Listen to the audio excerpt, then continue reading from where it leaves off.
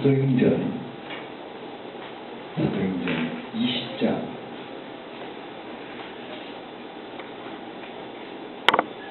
22절부터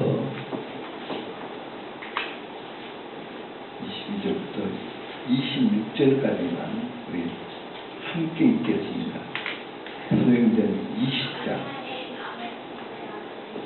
22절부터 26절까지의 말씀입니다. 함께 읽겠습니다.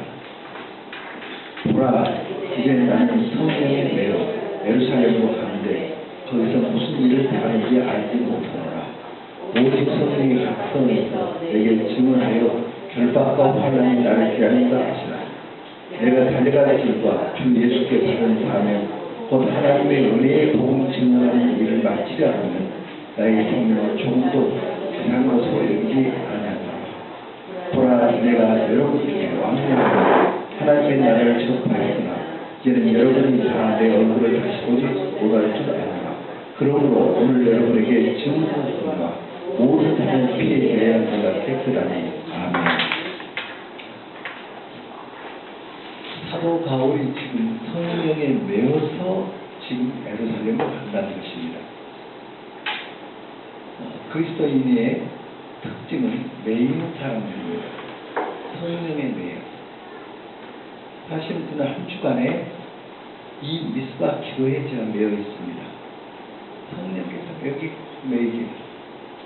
그래서 여기 참석하신 분 한 분 한 분 얼굴을 회상하고 또 지난번에 어떤 말씀과 어떤 역사가 있습니다. 앞으로는 성령님께서 어떻게 하실 것인가 이것을 생각하고 여기 제가 매여 있습니다. 성령이 매여서 여기 오는 것입니다. 사도 바울이 성령이 매여서 간다는 것입니다. 그런가 하면 서울이 민족의 심장 서울이 의의 성읍이 되게 하소서. 여기에 매여 있습니다. 서울이 바뀌면 이 나라가 바뀐다. 심장이 살아나야 전체가 살아나. 서울을 살지. 여기 매여 있습니다. 그렇기 때문에 기도하게 되고 또 전하게 되고 이렇게 하는 것입니다.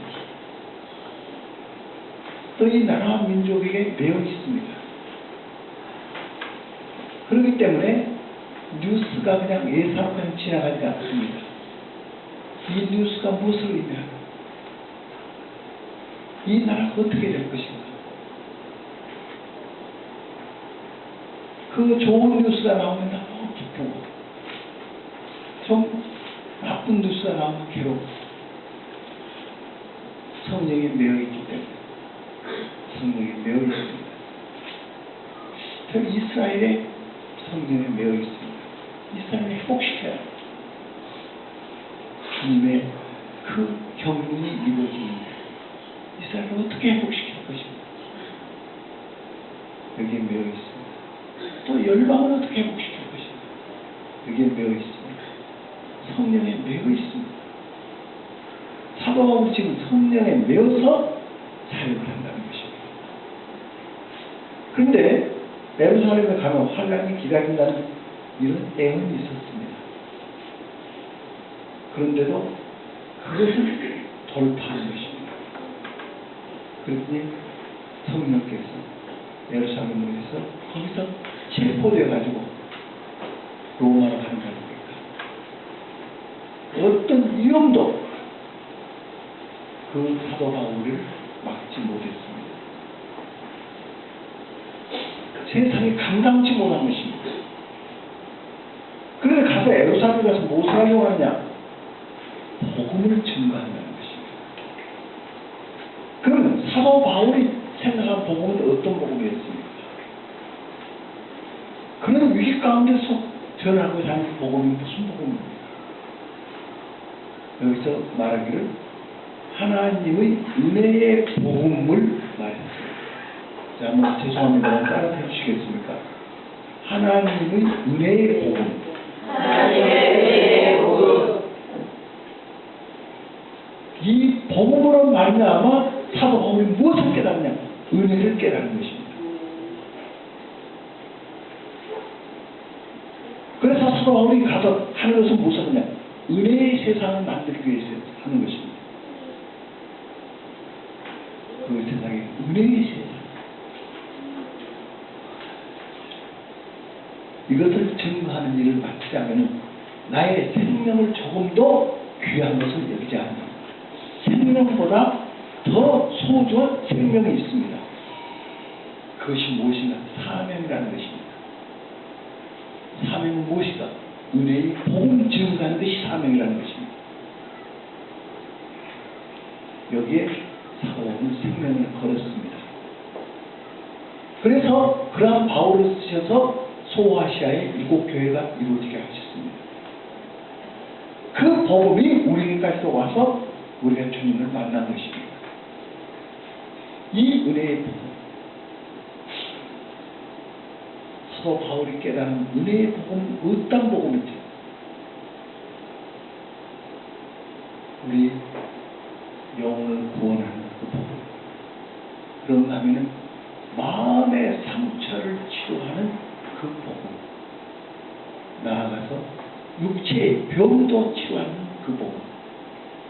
전인적인 이 복음. 이 복음을 사도 바울이 깨달은 것입니다. 그래서 사도 바울은 여기에 고린도전서 15장 3절과 4절 말씀 같이 펴보겠습니다.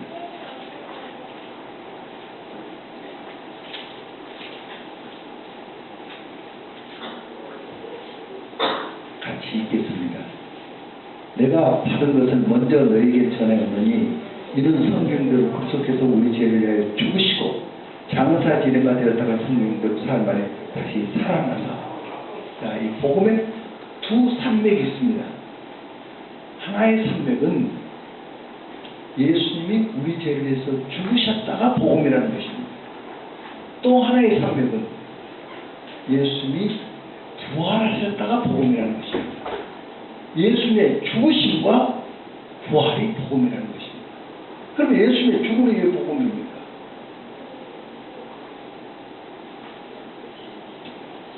예수님께서 죽지 않으셨으면 우리가 그 자리에 서야 합니까?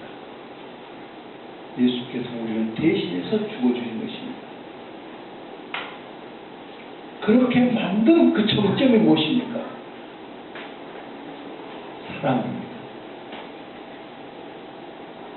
한 번은 미국 서부에서 화재 사건이 일어났습니다. 그때 우리로 말하자면 119 대원이 그것을 정리하다가 지팡이로 새가 한 마리 달려 죽어 있어서 새를 뒤집었습니다. 그런데 새끼들이 꿈틀꿈틀 기어나왔습니다. 그 어미 새가 새끼들을 살리기 위해서 자기는 타져 죽은 것입니다. 주님께서 우리를 구하기 위해서 타져 죽은 것이죠. 그렇지 않으면 우리가 죽으니까. 이것을 은혜라고 하는 것입니다. 은혜가 무엇을 은혜라고 하죠? 가장 높은 사랑을 은혜라고 합니다. 가장 높은 사랑. 그래서 사도 바울이 은혜를 깨달았는데 사도 바울이 다메섹에 가다가 거기에서 은혜를 깨달은 것입니다. 사도 바울이 지금 다메섹을 향해서 가고 있었습니다. 때가 저녁쯤 되었습니다. 갑자기 빛이 비쳤습니다. 그 빛은 이런 물리적인 빛이 아닙니다. 주님 자신의 출현하십니다. 주님 자신이 현현하십니다. 주님의 빛이었습니다. 물리적인 빛은 배오리라고 합니다. 주님 자신의 나타나십니다. 오리라고 말합니다. 그 오리라는 빛이 비쳤습니다. 그때 없어졌습니다. 그때 음성이 들려왔습니다. 사울아, 사울아. 거기서 그는 충격을 받은 것이죠. 그러니까 당신 누구냐고 질문을 한 것입니다. 보통 사람에게 누구야 물어보면 내가 여기 있습니다. 이렇게 대답할 거 아닙니까? 그런데 당신이 누구십니까? 라고 물었습니다. 왜? 자기가 기대했던 음성과는 반대의 음성이었습니다. 자기는 지금 담에색을 하면서 뭐 때문에 가고 있죠? 하나님을 위해서 간다고 하고 있습니다. 예수라는 그 사람이 하나님의 아들이다. 그분이 부활했다. 여기에 대해서 그는 믿지 않았습니다. 잘못됐다 저거. 그러니까 잘못된, 한마디로 오늘날로 얘기하면 이단자죠. 이단자들 가만둘 수가 없다. 그래서 하나님을 위해서 한다고 그는 가고 있습니다. 그러면 음성이 들려오기를 내가 너에게 상을 주겠다. 너가 나 위해서 이렇게 수고하구나. 이런 음성을 기대하는데 전혀 그런 음성이 아닙니다. 매우 슬퍼하시는 분. 사오라. 주여 누구십니까? 그때 음성이 들려오는데 내가 핍박하는 예수. 여기서 그는 뒤집어졌습니다. 여기서 은혜를 깨달은 거죠. 어떻게 은혜를 깨달았죠? 지금 그가 예수를 핍박하고 있었습니다. 그러면은 음성이 어떤 음성이 와야죠? 분노의 음성, 심판의 음성이 와야죠. 너를 멸하겠다. 이런 음성이 와야 할 텐데 그 음성이 아니라 사오라. 내가 가시체를 뒷발질하기가 내게 고생입니다. 말이 가시체에 걸리기가 뒷발질 하면 할수록 가시가 찔리죠. 내게 고생입니다. 그러면서 무한히 사랑합니다. 무한히 그를 이해하지. 나는 너를 안다. 너는 정직한 사람이야. 너는 성실한 사람이야. 너가 나를 모르기 때문에 너가 이렇게 하고 있다. 너가 나를 안다면 너는 이러지 않는다. 나는 너를 안다. 여기서 사울, 자기보다 자기에게 가까이 계신 주님을 만난 것입니다. 자기보다 자기를 더 이해하시는 주님을 만난 것입니다. 자기의 숨결, 자기의 피부보다 더 가까이 계신 주님을 만난 것입니다. 자기의 생명의 본체 되신 주님을 만난 것입니다. 만약 이 세상을 본다면 야당이 이렇게 말하면 여당은 저렇게 말하고 또 여당이 이렇게 말하면 야당은 저렇게 말하고 서로 어떻게 하면 잡아먹을 수 있나. 독사가 혀를 내려버리면서 잡아먹으려고 뭐만 붙잡혀라 그러면 가만 안 둔다. 이 세상은 이렇게 살아가고 있습니다. 그런데 주님은 어떻게 하십니까? 자기를 핍박했는데도 그를 이해하시고 그를 찾아와 주시고 그를 믿어주시고 그를 기대하시는 주님을 만난 것입니다. 내가 핍박한 예수, 그 예수는 핍박을 받으시고 찾아오신 것입니다. 이 은혜의 세상을 깨달은 것입니다. 그렇구나. 은혜. 이 세상에 이런 은혜가 없다.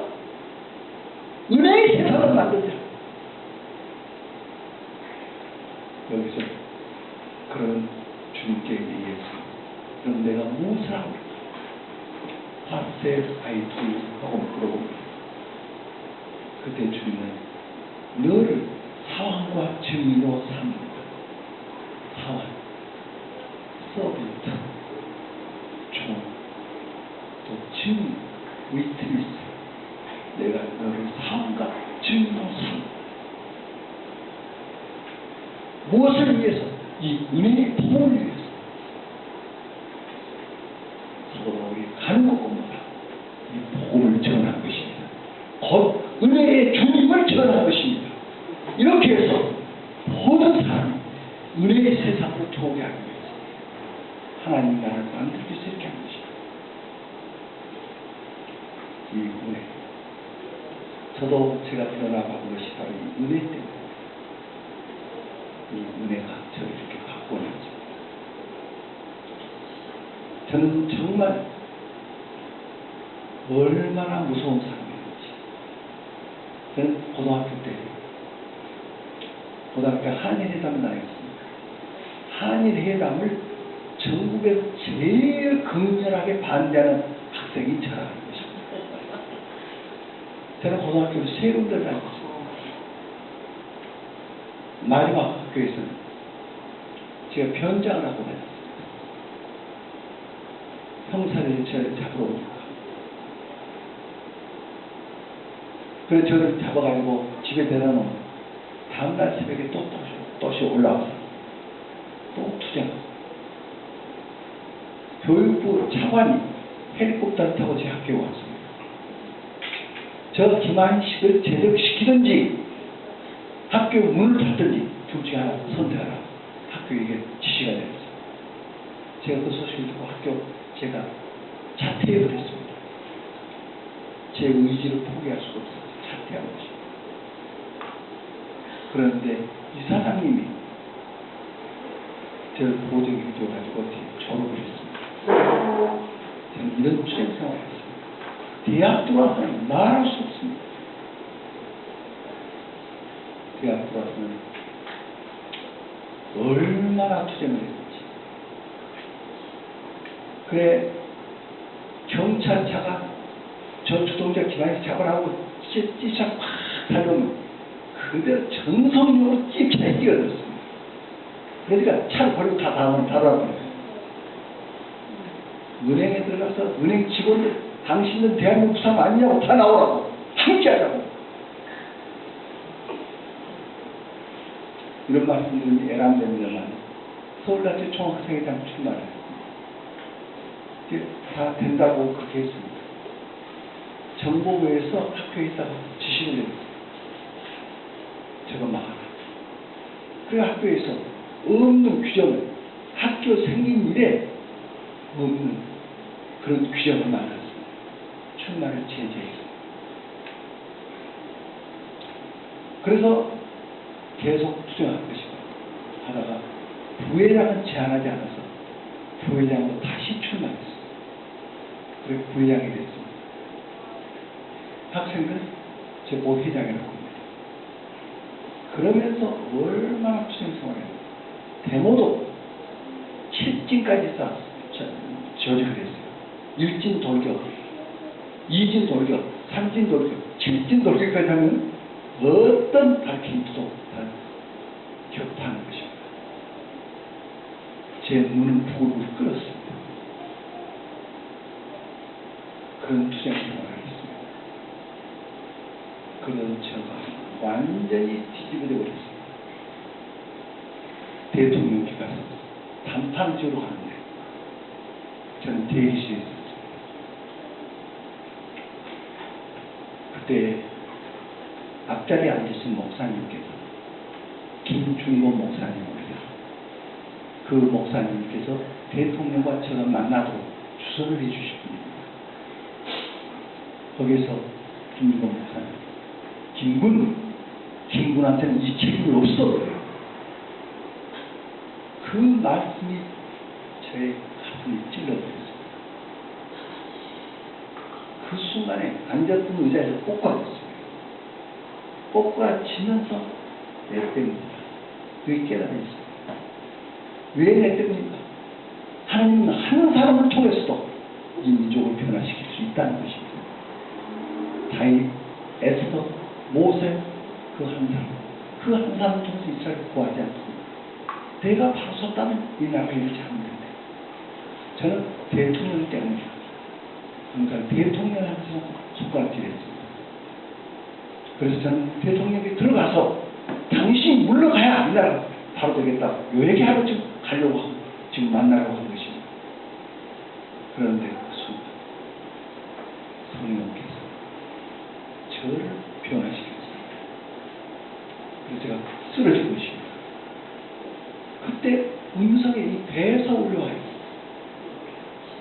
교만한 거예요, 교만. 제가 얼마나 교만했던지 제가 교만한 사람인지 몰랐어요. 그래서 제가 교만한 시인을 했어요.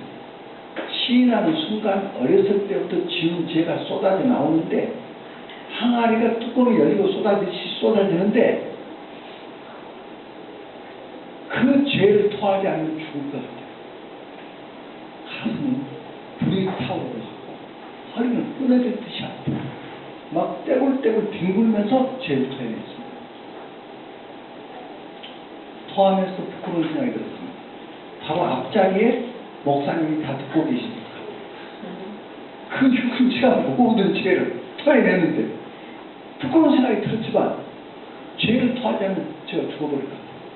막 가슴이 막 타오르고 허리가 막 끊어질 듯이 아파요. 막 소리를 지르고 막 뒹굴었습니다. 죄를 얼마나 토하고 났더니 탈진 상태까지 되었습니다. 그때 하나님의 말씀이 임한 것입니다. 그 말씀은 사랑은 오래 참고라는 말씀이었습니다. 그 순간 그 저를 오래 참으신 주님, 그 저를 기대하신 주님, 저를 이해하신 그 주님의 그 사랑 가운데로 빨려 들어가게 됐습니다. 제 손에 불덩이라면 뜨겁다고 펄펄 뛰지 않겠습니까? 그 사랑에 부딪히는데 제 영이 열어졌습니다. 외쳤습니다. 하나님은 사랑이시다. 하나님은 사랑이시다. 외치기 시작했습니다. 그 순간 제가 초등학교 2학년인가 3학년 때부터 기도한 그 응답이 왔습니다. 이 민족을 살리고 이 세계를 살릴 수 있는 그 비전, 어렸을 때는 그 비전이라는 용어를 몰랐지만 그것이 뭡니까? 그것만 가르쳐주면 제 생애를 드리겠다고 했습니다. 그런데 그날 그것을 깨달았습니다. 그것이 십자가의 사랑이었습니다. 주님의 십자가의 사랑을 통해서 하나님의 사랑이 나를 변화시킨 것입니다. 곧 이것이 복음입니다. 사도 바울이 잠에서 경험한 것이 저는 이것을 거기서 경험하고 있죠. 그 저는 바뀌었습니다. 그 후에 저는 그 자리에서 글을 썼습니다. 사랑과 화해로 남북초고 우리는 한 배 탄 공동운명이다. 그러면서 그 자리에 글을 쓰기를 지금 이 나라는 상류와 같이 나라가 이렇게 되어버렸다. 상류와 같은 호수와 같이 됐다. 그러나 이 호수에 어느 구석인가 끊임없이 솟아오르는 샘물이 있으면 이 샘물은 언젠가는 맑은 물로 바꾼다는 겁니다. 이런 샘이 많으면 많을수록 속히 망가지게 될 것이다. 이제 우리가 하나의 샘이 되었죠. 나무에 앉아서 손가락질 하면서 나에게 돌려보자. 그것은 뭐냐? 이 십자가의 사랑으로 사는 것이다. 하고 저는 전했습니다.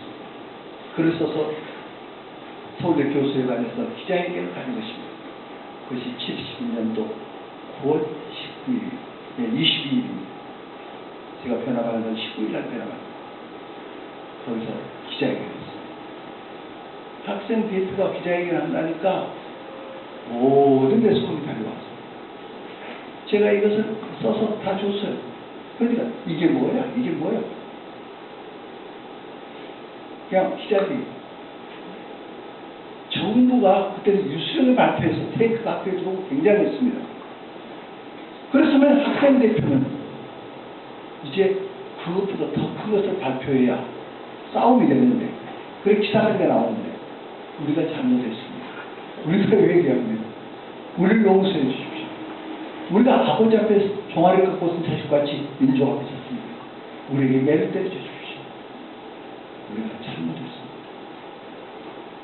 이런 걸 발표하니까 이게 뭐야 이게 뭐야. 그런데 그 다음 경향신문 하나가 제3의 소리라는 보도를 했습니다. 이것은 학생 소리가 아니다. 이것은 정부 소리가 아니다. 제3의 차원의 소리다. 학생 대표가 매를 때리라고 말한다. 우리 기성인들도 회개 좀 하자. 이런 글이 경향신문에 나왔습니다. 그래서 조선일보는 저 일면에다 10원에 그때 손이 줍히 10원에 십자가 하면서 우리는 너의 그 회개의 글을 보면서 우리는 마음 감동을 우리가 지켜볼 것이다. 너를 칭찬하는 사람이 생길지 모르겠다. 거기에 평생하지 말고 너를 어용이다 하고 너에게 돌을 던질 사람이 뭐 있을지 모르겠다. 그러나 주님께서 십자가를 묵묵히 지고 가시는 그 주님의 기억에 우리는 끝까지 그 길을 걸어가 우리는 지켜볼 것이다 하고 일면에 나왔습니다. 그러자 모든 신문은 사설에 나오게 되었습니다. 그래서 이날에 회개운동이 일어났습니다. 국회가 열렸습니다. 국회가 우리가 잘못했다. 국회의원들이 우리가 잘못했다. 교육부가 모여서 그때는 문교부가 모여서 우리가 잘못했다. 교수협회에서 우리가 잘못했다. 각 대학에서 우리가 잘못했다. 막 이런 운동이 일어나게 되었습니다. 저는 그때 이 은혜의 법을 깨달았기 때문에 그때부터 오늘까지 이 사역을 하고 있는 것입니다. 무엇이 그를 바꿔놨는가? 무엇이 저를 바꿔놨는가? 은혜가. 악으로 걷는 것이 아니라 서로 악을 이기는 이 은혜가 사람을 바꿔놓는 것입니다. 우리가 동성애 문제, 이 자편향적인 교과서 문제 많은 것을 다루고 무엇 때문에 이렇게 하는 것이죠? 은혜의 세상을 만들려고 하는데 이것이 그들은 이걸 가지고 이 음란하고 사람을 저주스럽게 만들고 패망하게 만들고 또 공산주의는 그 수단이 증오입니다. 사람의 증오가 일어납니다. 이렇게 해서 하고 있는 것을 볼 때 우리는 그 영을 분별할 때문에 우리는 분명히 일어난 것입니다. 왜? 은혜의 세상을 만들기 위해서 일어난 것입니다. 그들과 싸우는 것이 아니라 그들도 변화시켜버려요. 이 세상을 뒤바꾸기 위해서 은혜의 세상을 만들기 위해서 우리는 일어난 것입니다. 할렐루야. 네.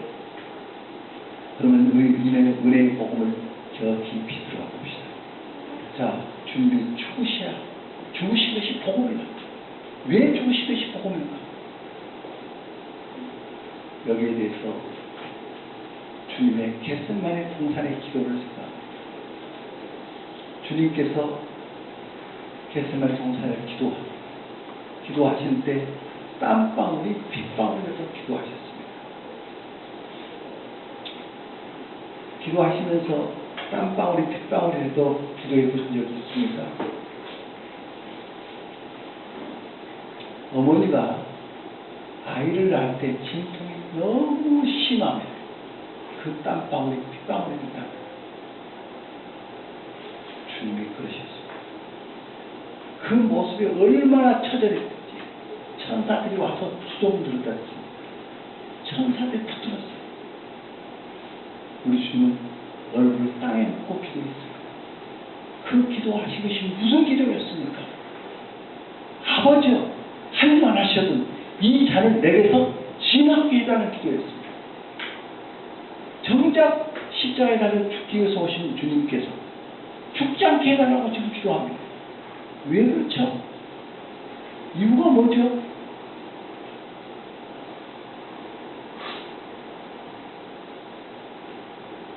주님이 십자가에 달린 그 고통, 그것이 고통이 아닙니다.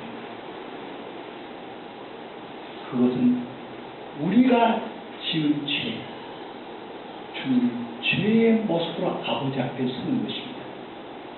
아버지 진노 앞에 서는 것입니다. 우리가 하나님의 심판대 앞에 벌거벗은 모습대로 선다면 얼마나 두려울까.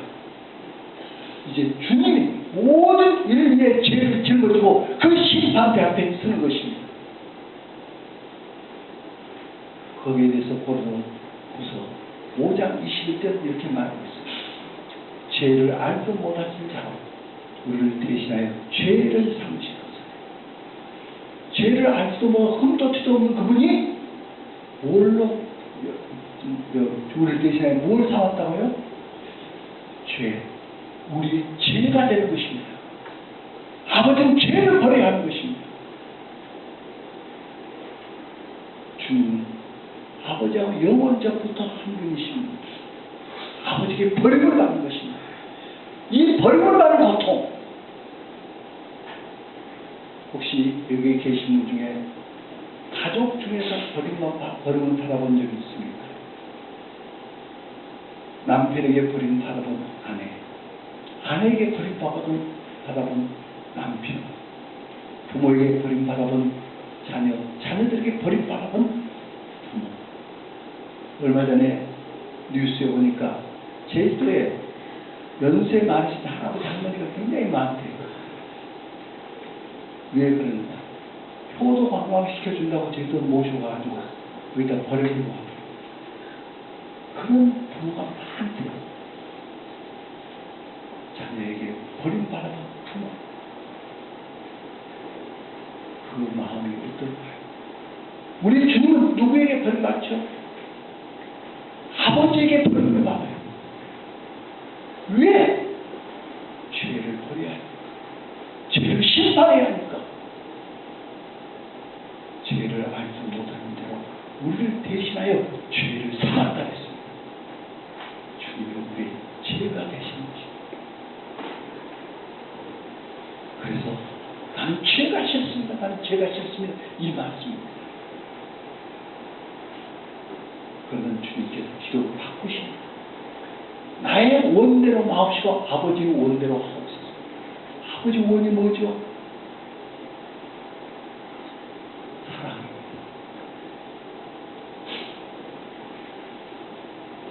그 기도를 바꾸신 이유가 어디 있죠? 주님은 자신보다 더 크게 고통을 당하고 계신 분이 있음을 알았습니다. 자신이 고통을 당하면 부모가 더 아픈 겁니다. 아버지는 왜 이 아픔을 참으면서 아들을 버려하십니까? 오, 아버지는 사랑이십니다. 아버지는 사랑이십니다. 아버지, 그 아버지의 사랑의 원대로 저를 버리시옵소서. 저를 심판하시옵소서. 저를 멸하시옵소서. 주님은 이렇게 기도하는 것입니다. 나의 원대로 하시고 아버지의 원대로 하옵소서. 주님께서 십자가에 달리십니다. 그때 엘리 엘리 나바사 나의 하나님 나의 하나님 어찌하여 나를 버리시나이까. 주님께서 그렇게 울부짖었습니다. 한 번은 저희 집에 스님이 대문 밖에서 먹다 목소리예요. 그럴 때는 큰 성경을 들고 나갑니다. 성경을 들고 가서 성경이 여기 읽어보라 하면 전도하는 거예요. 근데 그날 또 제가 나갔어요. 그 성경을 여기 읽어보라 하려고 하니까 그분이 뭐라는 사람은 죽을 때 보면 안 돼요. 소크라테스는 죽을 때 내가 부인 다음 말이 있는데 그쪽 대신 갚아라 이러면서 여유있게 죽었대요.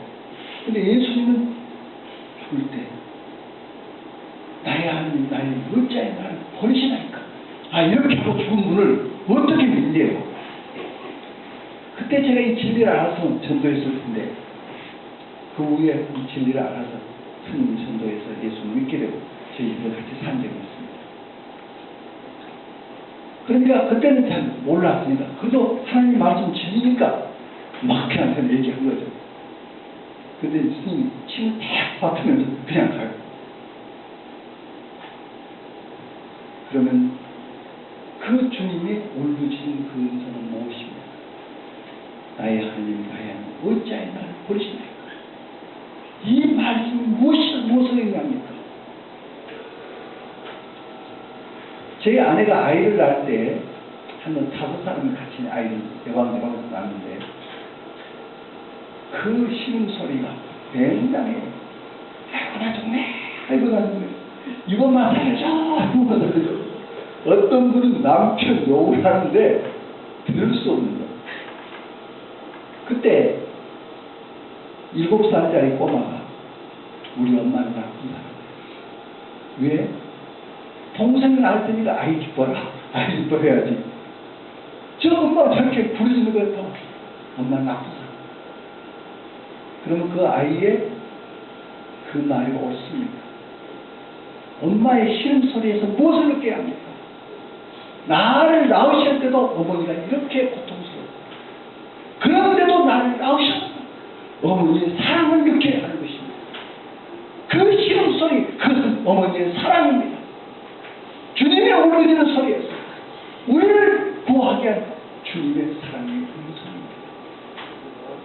우리가 버림받아야 그 자리에 주님께서 대신 버림받고 있는 것입니다.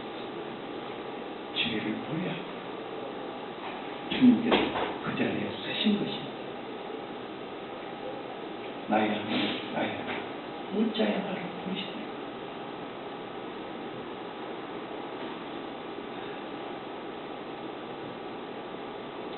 주님께서 다 이루었다시고 돌아가셨습니다. 우리는 이제 다 대속하신 것입니다. 이 버림받으신 이것은 어떤 가치가 있죠? 우리 히브리서 다시 봅시다. 히브리서 9장 보시겠습니다.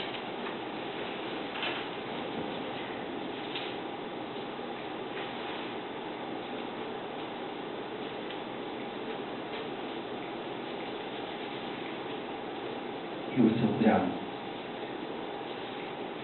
12절, 13절 이 두 절만 우리 함께 읽겠습니다.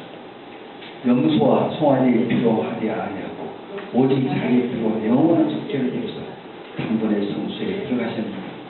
염소와 홍소의 피와 및 암송아지 채로 부정한 자에게 뿌려 그 육체를 정결케 하거든. 하물며 거룩하신 성령으로 말하며 흠없는 자기가 하나님께 드린 그리스도의 피가 어찌 너희 양심으로 죽은 행실을 깨끗하게 하고 살아계신 하나님을 섬기게 못하겠느냐. 14절까지 했습니다. 자, 이 말씀 잘 들으십시오.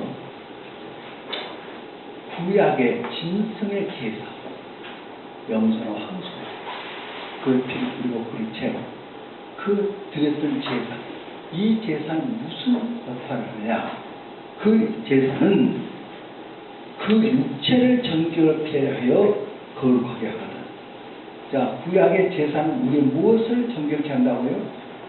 육체를. 그 말이 무슨 뜻입니까? 육체에 가해질 형벌을 면하게 해준다는 뜻입니다. 그럼 죄를 지을 때마다 또 그렇게 해. 그것은 우리 육체만을 형벌을 가하는 것은 면하게 해준 것입니다. 그런데 하물며 영원하신 성령으로 말미암아 흠없는 자기를 하나님께 드린 그리스도의 뭐가 피가 어찌 너희 무엇을 양심을 죽은 행위에서 깨끗하게 하고 살아계신 하나님을 섬기게 못하겠느냐. 예수님의 피는 무엇을? 양심을. 구약의 짐승의 제사는 무엇을? 육체를. 어떤 차이입니까? 양심을 하는 말은 무슨 뜻입니까?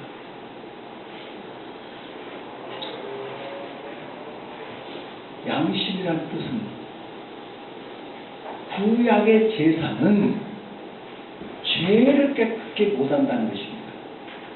죄를 깨끗게 못해요. 구약의 제사로 짐승의 피나 그 제물로 우리 죄를 깨끗게 한다면 예수님 오실 필요가 없어요. 지금도 제사 지름이 되는 거예요. 그런데 왜 예수님 오시 않냐? 죄 자체를 해결하기 위해서 오셨습니다. 그래야 양심이 깨끗하게 됩니다.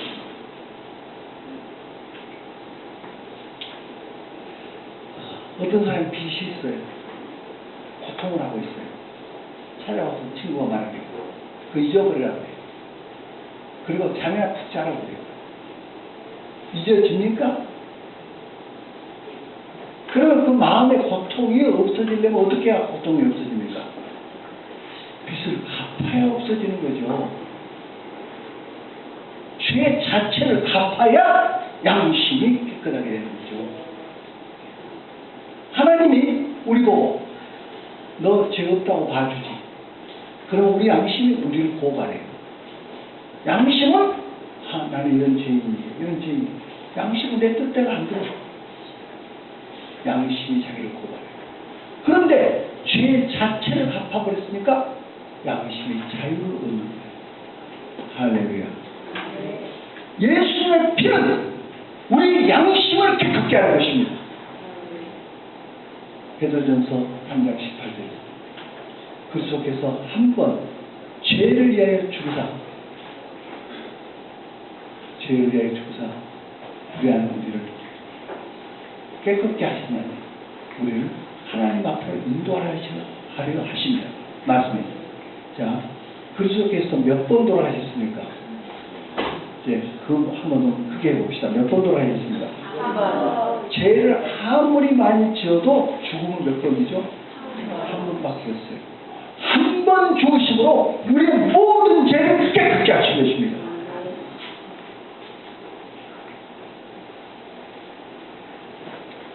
그래서 우리가 하나님 앞으로 깨끗한 양심으로 나갈 수 있게 해주신 것입니다.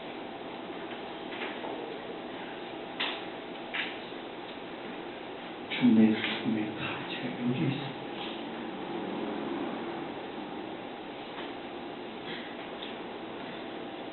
주님께서 죽으심으로 우리의 모든 죄를 깨끗게 해줄 것입니다. 또한 주님의 부활이 복음이다. 왜 부활이 복음이죠?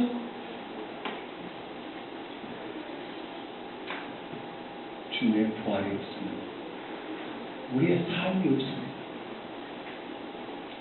주님께서 우리 죄만을 해결한 것이 아니라 그 생명, 이 생명이 자유를 얻고 그 생명 안에서 왕노릇하고 이 생명이 사는 것이 목적입니다.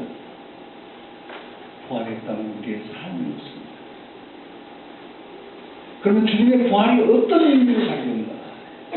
첫째 하나는 로마서 4장 25절 보시겠습니다.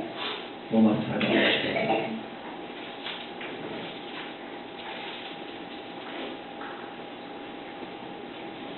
함께 읽겠습니다. 예수는 우리가 존재한 것 때문에 내어줌이 되고 또한 우리를 의롭다 하시기 위하여 살아나셨습니다. 자, 예수님은 우리의 무엇 때문에 내어줌이 됐습니까? 범죄함 때문에 죽음에 내어줌이 됐고, 예수님이 부활하신 것은 무엇 때문에 부활했습니까? 우리의 죄가 의롭게 됨을 인하여 살아나셨습니다. 그러니까 예수님이 부활하신 것은 우리 죄가 다 갚아졌다는 것입니다. 만약 갚아지지 않았으면 지금도 부활할 수가 없습니다. 강도가 3년 언도를 받았어요. 4년치 되니까 감옥에서 나왔어요. 이 강도가 다시 감옥에 들어갈 필요 있습니까? 없습니까? 자기 죄를 갚았으니까 들어갈 필요가 없죠. 주님의 부활은 우리 죄가 갚아져 버렸으니까 주님께서 부활하신 것입니다.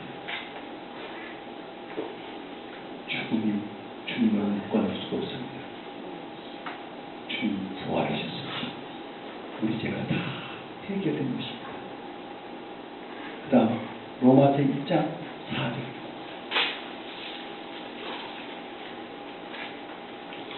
함께 읽겠습니다. 성결의 영광은 죽은 자들 가운데서 부활하며 능력으로 하나님의 아들로 선포되었습니다. 곧 우리 주 예수 그리스도시니라. 자, 주님이 부활하심으로 무엇이 증거된 것이죠? 예수는 성결의 영혼을 하나님의 아들로 증거된 것입니다. 우리가 누구를 위해서 대신 죽는다면 부활할 수 있습니까? 없어요. 자기 죄가 있습니까? 그런데 주님은 죄가 없는 분이에요. 흠도 티도 없는 분이에요. 하나님의 아들이에요. 그는 인간적인 산 사람이 아니에요. 하나님의 아들이 인간의 몸으로 오신 거예요. 부활하신 분. 저분은 하나님의 아들이었구나. 죄 없는 하나님의 아들이었구나. 성결하신 분이었구나 하는 것이 증거된 것입니다. 아멘. 그렇기 때문에 우리 죄를 대속하시고 그런데 종교 차별화 금지법. 이 주님을 전하면 불교는 다른 모든 종교는 다 결국 같다. 선한 사람이라 이런 가르침이다. 그러나 우리 주님은 죄를 해결하시고 부활하십니다. 이분만이 구주이십니다. 구주라고 우리가 전하면 법에 걸립니다. 법 못 전하게 하는 것입니다. 그렇기 때문에 우리가 생명을 거는 거죠. 이건 막아야죠.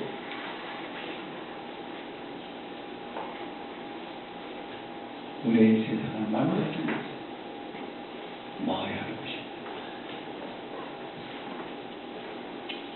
그래서 부활이 복음이다 그 말입니다. 주님의 죽으신 복음이 부활하신 복음입니다.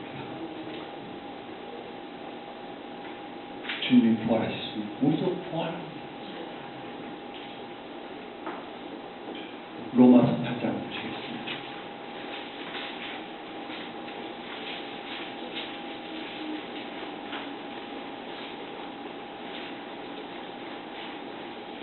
(11절) 함께 읽겠습니다. 예수를 죽은 자 가운데서 살리신 이의 영이 너희 안에 거하시니 그리스도 예수를 죽은 자 가운데서 살리신 이가 너희 안에 거하시는 그의 영으로 말미암아 너희 죽은 몸도 살리시리라. 아멘. 예수를 죽은 자 가운데서 살리신 분이 누구시죠? 성령입니다. 그 성령이 예수를 죽은 자 가운데서 부활시키셨어요. 성령은 부활의 영이에요. 그분이 너희 안에 거하시다. 너희도 부활한다. 우리 안에 성령이 계신다는 걸 믿는 분 한번 아멘 합시다. 그렇다면 주님과 같이 우리도 부활합니다.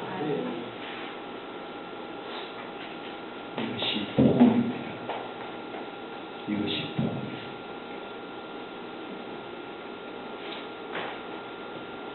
이제 이 복음을 믿음으로 고백하는 것입니다. 한 번은 어느 분인데 이제 어린이들 분이죠. 그럼 저희들이 이너 힐링하는 시간이었어요. 내적 치유.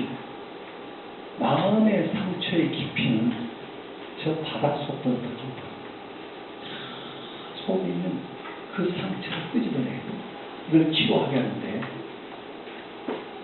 그런 시간을 가졌는데 그때 환상이 보인다고 해요.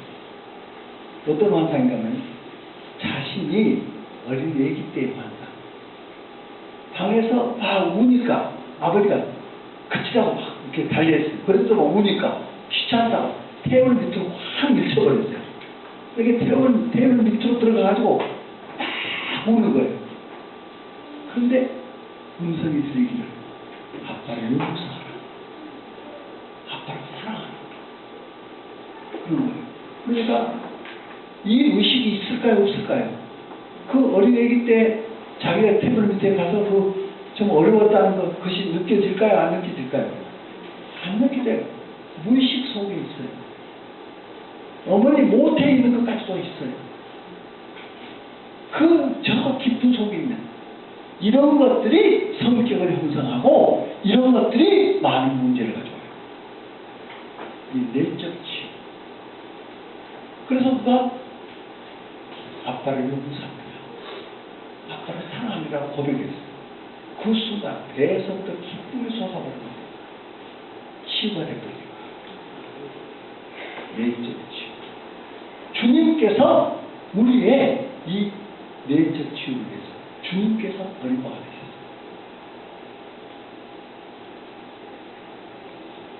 주님께서 친히 고난을 당해주셨어요. 그거는 그 버림바가 될 만한 아무것도 없는 거예요. 우리가 버림바가 됩니다. 우리 편에 서주신 거예요. 그래서 치료해 주신 거예요. 한 번은 제가 용서라는 제목을 가지고 설교를 했어요. 그리고 이제 용서하는 시간을 가졌어요. 그런데 어느 학생이 보스턴 대학 다니는 학생인데 그 학생이 막 소리를 질러요. 나는 절대로 용서 못해. 우리 아빠는 절대로 용서 못해. 뭐 소리 지르는 거예요. 거기 있는 사람들이 다 기도하다가 깜짝 놀랐죠. 그래서 제가 옆으로 갔어요. 어떻게 해요?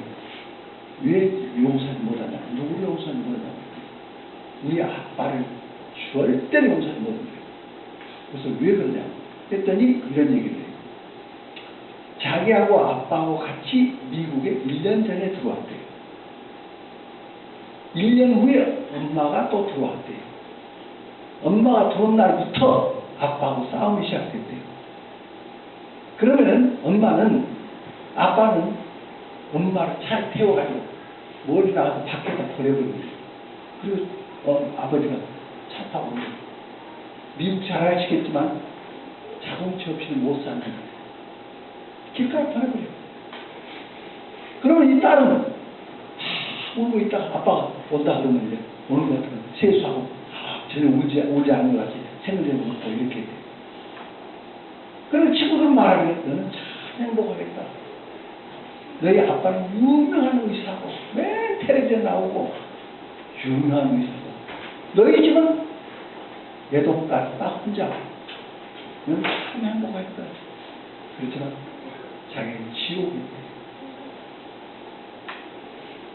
그러면서 한 얘기가 절대로 용서 못한다고 막 소리를 들어요. 그래서 제가 그 자매에게 이렇게 말했어요. 자매, 아빠를 낳았어? 아빠를 길러서? 자매가 그게 뭐예요? 용서하고 말고 할 그 위치가 아니야. 그 번지가 아니야. 하나님이 용서하셔서 하나님이 용서해서 아들 예수 그리스도를 보내신 거예요. 하나님이 용서하셨어. 자매가 하나님의 용서를 지금 가로막고 있어. 아빠한테 가서 이렇게 말해. 하나님이 용서하셨습니다. 하고 말해. 하나님이 상하십니다. 말해.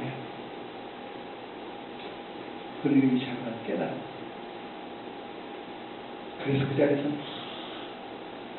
아빠를 용서하고 아빠를 사랑하고 고백하고 근데 환상이 보이더래요. 보면서 저한테 얘기하는 거예요. 잔디밭에서 이렇게 막 뛰어놀고 있는데 아빠가 같이 뛰어노는 거예요. 가만 보니까 주님이 같이 뛰어놀고 계시네요. 자기가 어렸을 때 항상 아빠하고 같이 놀고 싶었는데 아빠가 바쁘다고 저는 그렇게 안 해줬대요. 자기 마음을 이해해 주시는 주님, 잔디밭에서 같이 뛰어주시고 계시는 주님. 자기가 그 꽃이 어렸을 때 꽃이 이걸 사고 싶었는데 오른쪽에 저 꽃을 꼭 사고 싶은데 아빠가 왼쪽 그러면 왼쪽 걸 사는데 또 장난감을 저 사고 싶은데 왼쪽 거 저거 사고 싶은데 아빠 오른쪽 거 그럼 그거 사야 돼. 지금까지 그렇게 사고 그런데 자기가 사고 싶었던 그 신발 그 신고 싶은 신발 뛰고 지금 그 신고 뛰고 있는 거예요. 그 자기가 가지고 싶은 장난감을 가지고 놀고 있는 거예요. 여기서 우리 자매가 얼마나 우는지 주님이 내 마음을 아세요. 주님이 나를 이렇게 이해하시고 거기서 주님 사랑을 고백하고 이 자매가 완전히 해결됐어요. 집에 가서 아빠 그냥 껴안았어. 아빠 사랑해요. 아빠를 사랑해요. 그런데 이해가 된 거예요. 아빠가 자라온 배경과 엄마가 자라온 배경이 다른 거예요. 문화가 다른 거예요. 언어가 다른 거예요. 여기서 충돌이 오는 거예요. 그런데 이제는 서로 이해하고 서로 사랑하고 그 가정의 화목이 오는 거예요. 이렇게 다가요. 우리 주님의 복음은 죄 문제를 해결하실 뿐만 아니라 마음의 상처도 해결한다. 상한 마음을 치료할 수 있어요. 상한 마음을 치료할 수 있어요. 건강도 치료할 수 있어요. 채찍에 만드는 거예요. 나무를 한번 뉴질랜드의 오클랜드 오클랜드라는 그 도시가 있지 않습니까? 거기 순복음교회입니다. 오클랜드 순복음교회 제가 집회를 하는데 그날 용사는 시간이 됐어요. 그리고 나서 워십에 들어갔어요. 하나님을 막 찬양하고 그 예배 가운데 들어갔는데 그때 오클랜드 순복음교회 그 전도사님은 키가 크고 몸이 두툼하시 키가 큰 분이에요. 그분이 바닥에서 공중을 뜨게 됐어요. 그분이 외국 생활 하시면서 남편이 외국인이에요. 그 사이에서 상처가 얼마나 많은지. 그리고 병을 가지고 병이 종합병이라고 종합병. 거기서 용서를 베풀고 사랑을 고백하니까 이 50 가운데서 찬양하는데 몸이 또 올랐어요. 그랬더니 몸에 있는 병이 다 빠지고 있어요. 해결되고 치료가 되고. 왜 그럴까요? 주님께서 채찍의 말로 너희는 나음을 얻으나 주님의 임재 속에 병이 치료가 이 예배 가운데서 하나님은 예배한 자를 찾으시고 찾아보시고 오늘도 우리가 아까 찬양을 부르되 50을 드리면 정말 임재가 오는데 견딜 수 없어요.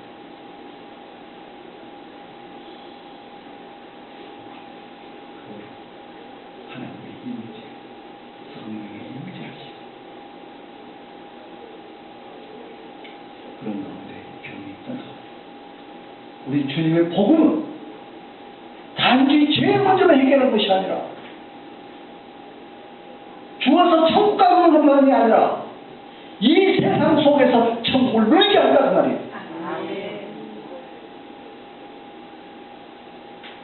마음의 상처까지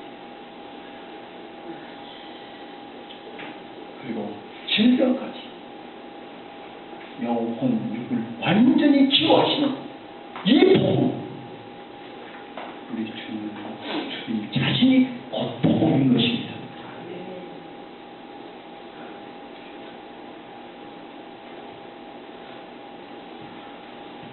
그렇기 때문에 우리가 이 복음을 부끄러워하지 않는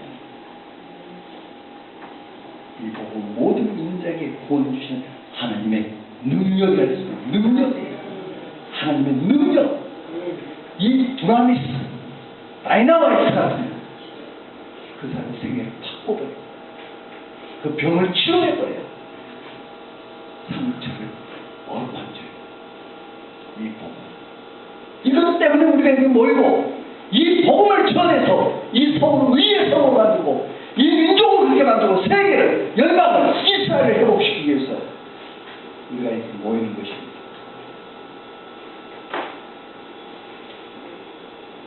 반드시 착한 일이 시작합니다. 그리스도 예수의 날까지 온전히 이루실 것을 확신합니다.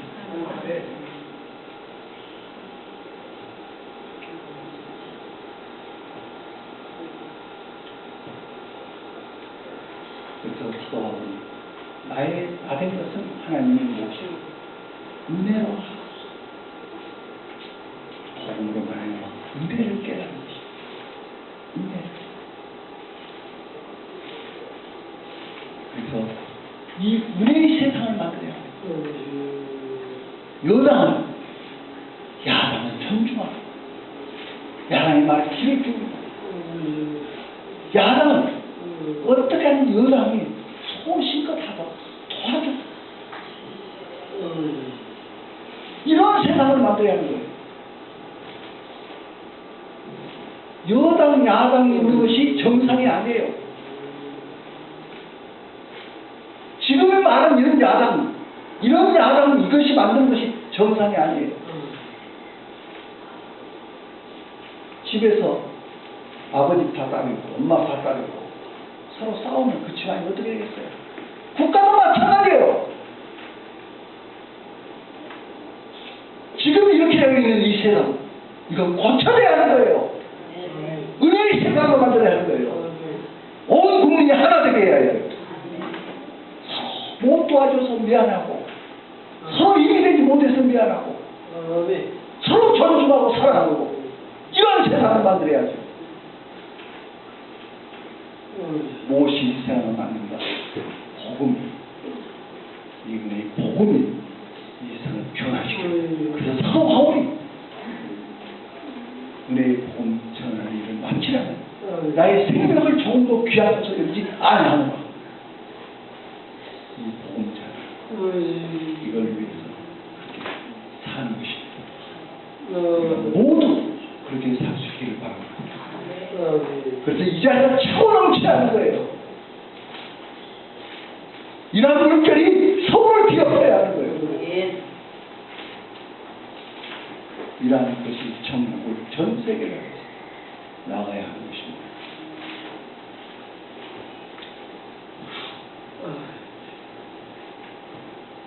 끝으로 우리가 내년 6월 20일부터 29일까지 이스라엘에서 미스바 대각성 기도성회를 갖는 것입니다. 매일 제가 카톡으로 이스라엘과 같이 저기 있는 팀을 같이 지금 준비하고 있는데 카톡으로 서로 통화를 하고 있습니다. 그런데 놀라운 소식이 오고 왔어요. 그 뭐냐면은 이스라엘에 있는 정통파 유대인들 쉽게 우리가 이해를 하려면은 성경 속에 보면 바리새인들 그런 사람들 그들이 기독교에 대해서 굉장한 반발이 있습니다. 왜 그러냐? 기독교가 유대인들을 그렇게 핍박을 했습니다. 한국 교회는 그런 적이 없지만 서양 교회가 그랬습니다. 왜냐하면 루터에 의해서 굉장히 핍박 많이 받은 거예요. 그래서 루터의 영향으로 히틀러가 600만을 학살하고 이런 것이 그런 영향입니다. 그랬기 때문에 유대인들은 기독교를 말을 대화를 안 하려고 굉장히 거부가 많습니다. 그런데 우리가 이스라엘을 회복시키려면 그런 분들을 회복시켜야 하지 않습니까? 주님께서 도와줘 만들어야지. 그럼 말로 우리끼리만 갖다 행사하겠다. 그게 무슨 의미가 있습니까? 그들을 변화시켜야죠. 그래서 우리 준비하고 있는 분들이 랍비들을 만났습니다. 유대인이 에르사렘에서 제일 그 위에 계신 랍비들을 만났어요. 처음에는 대화가 안 됐습니다. 그런데 한국에서 이렇게 사람들이 오는데 기독교인들이 오는데 뭐 때문에 오냐 하면은 용서를 구하기 위해서 올라왔을 때 그러니까 깜짝 놀랐어요. 아니 용서를 구한다. 그동안에 교회사에서 얼마나 유대인들을 핍박했던 저 서양 교회들이 그렇게 한 거 아닙니까? 이것이 교회는 한 몸이니까 이것이 우리 죄죠. 우리가 그렇게 하면 되죠. 그래서 회개하고 용서를 구하셨습니다. 그렇게 얘기했어요. 그래서 이 길을 기울고 대화가 됐대요. 그래서 이번에 그 정성과 유대인들도 같이 참석해요. 그들이 뒤집어질 거예요. 그 준비를 지금 하고 있는데 어떤 분이냐? 탈북자 중에서 주님께로 돌아온 탈북자들 이번에 거기에서 집회할 때 간증을 합니다.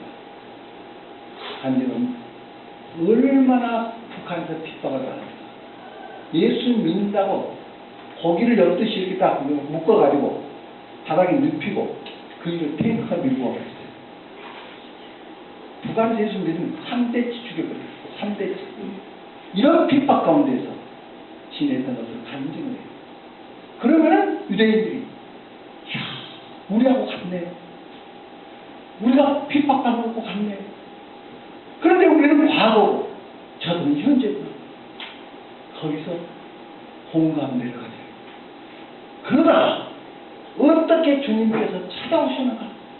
주님이 어떻게 찾아오시는가? 어떻게 자기들이 변화를 받게 되는가? 주님을 믿고 변화된 것을 간증을 해요. 그러면 그분들도 깨져요. 북한이 통일된 이후 이스라엘과 열방의 복음을 전하기 위해서 북한에 있는 우리 국민들이 주님께로 돌아가게 하기 위해서 통일되어야 하는 것입니다. 그런 간증하려고 지금 두 분을 부탁했어요. 준비하고 있습니다. 기도해 주십시오. 이건 강력한 무기가 될 것입니다. 그리고 팔레스타인도 그들이 더 주님께로 돌아오고, 그리고 팔레스타인들은 그렇지 않나요? 화해 시간이 왔습니다. 그리고 이스라엘 유대인들이나 팔레스타인들이 서로가 그리스도한테 화목하는 그런 시간을 갖게 될 것입니다. 할렐루야. 그래서 이것은 쇼가 아닙니다. 성령의 역사입니다. 복음의 역사라고 말해요. 그래, 모두가 함께 갈 수 있기를 바랍니다. 그리고 많이 알려주십시오. 이번에 감사하게도 그것을 이스라엘에서 연락이 왔는데, 지금 미국에 있는 교회가 20여 교회가 참석하겠다고 연락이 왔답니다. 그리고 거기에 예를 들면 정필도 목사님, 길자인 목사님, 이 목사님들도 같이 갈 수 없냐고 그렇게 말씀한답니다. 그래서 얼마든지 오십시오. 지금 그렇게 하고 있습니다. 그래, 이 역사, 이 지구가 뒤흔들린 이 대변형을 가져오는